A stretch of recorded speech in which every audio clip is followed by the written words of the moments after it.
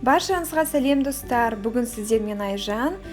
Мерекелеріңізбен шын жүректен құттықтаймын. Мерекеге орай осындай өте әдемі, оңай дастарханымыздың сәнін келтіретін осындай дәмді салат әзірлейтін боламыз. Видеоны міндетті түрде соңына дейін қараңыздар. Бізге керекті ингредиенттер: 2 картоп, 1 орташа сәбіз, шпроты, 2 жұмыртқа және де осындай 2 бірдей стакан қажет болады. Ең алдымен біздер сәбізімізді осындай үккіштің ең үлкен бөлігінен жақсылап барлығын өткізіп алатын боламыз. Барлығын жақсылап өткіземіз. Міндетті түрде үккіштің осындай үлкен бөлігімен өткізіңіздер. Ал ендігі кезекте біздер 2 бірдей картопымызды осындай үккіштен тағы да өткізіп аламыз.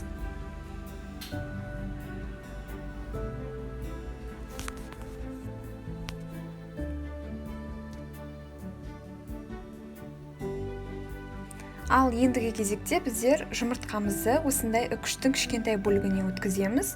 Міндетті түрде кішкентай бөлігіне өткізуге тырысыңыздар, өйткені ол біздің салатымыздың беткі бөлігін қазір әсемдеуге керек болады. Осылай кішкентай бөлігіне өткізсеңіздер, өте әдемі бола түседі.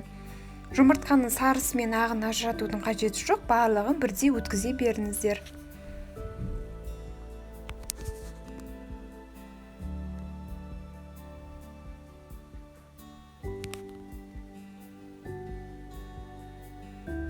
Ендігі кезекте 2 бірдей стаканымызды дәл осылай ара қашықтықта орналастырып аламыз. Міндетті емес, сопақша ыдысқа орналастыру өздеріңіздің қалауларынша басқа да ыдыста пайдалана берсеңіздер болады. Ал ендігі кезекте біздер үккіштен өткізіп алған осы картопымызды ең бірінші орналастырып шығатын боламыз.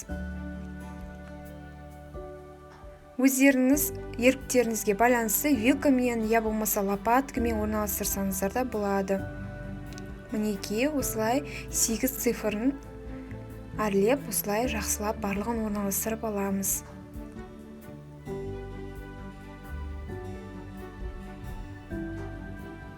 Біздер картопымызды жақсылап әдемілеп орналастырып алдық. Ендігі кезекте оның үстінен майонез жағатын боламыз. Мен майонезді осындай кондитерлік мешокқа салып алдым, өзіме ыңғайлы болсын деп. Мінекей достар, осылай барлық жағына жететіндей етіп майонезді жақсылап жағып шығамыз. Ал ендігі кезекте оның үстінен осындай үккіштен өткізілген сәбізімізді орналастыратын боламыз. Мінекей достар, сәбізді дәл солай барлық жағына жететіндей етіп орналастырып аламыз.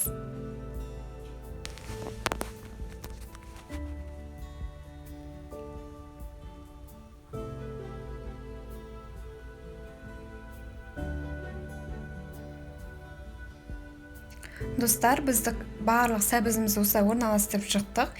Ендігі кезекте тағы да осылай кондитерлік мешокқа салынған майонездің барлық жағына жағып шығамыз. Арасына жәймендеп тұз сепсеңіздер болады. Ал ендігі кезекте шпротыйды саламыз.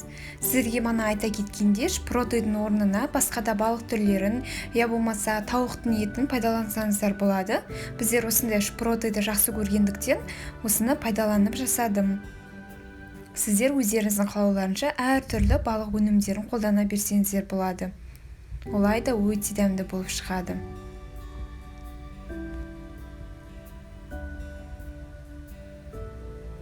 Мінекей достар, шпротыйды жақсылап барлық жағына орналастырып алдым.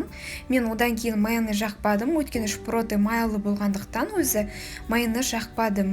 Сіздер өздеріңіздің қалауларыңызға байланысты қарайсыздар. Мінекей ендігі кезекте біздер осы үккіштен өткізілген жұмыртқамызды салатын боламыз. Көріп тұрғандарыңыздай, жұмыртқаны үккіштің кішкентай бөлігінен өткіздік, өте әдемі болып тұрады. Мінекей біздер осылай вилканың көмегімен жақсылап барлық жерге жететіндей етіп, біркелкі етіп салып аламыз.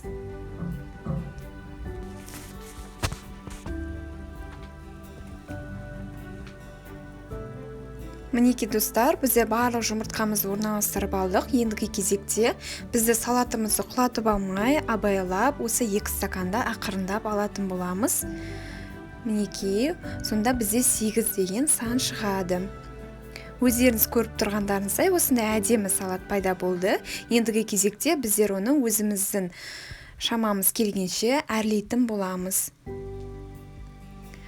Мінекей достар, мен өзімнің фантазиям бойынша бір қияр және де бір помидордан жақсылап гүлдің сабағын жасайтын боламын. Мінекей маған осындай қияр керек болады. Мен бұл қиярдан гүлдің сабағын жасаймын қазір.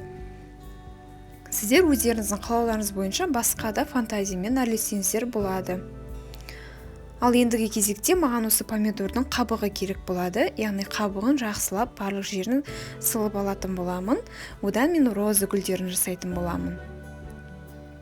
Мінекей осылай жіңішке етіп, жақсылап үзіп алмай барлығын алып шығамын.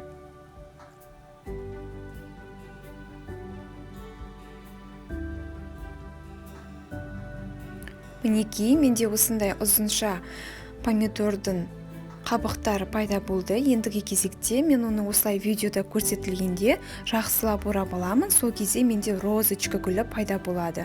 Және де мен оның көмегімен жақсылап салатымды әсемдейтін боламын. Мінекей достар, осындай әдемі салат пайда болды. Жасап көріңіздер, сіздерге ұнайды деген үміттеймін. Менің каналыма тіркеліп, лайк басып, комментарий жазып, қолдау көрсетуді ұмытпаңыздар. Ас болсын.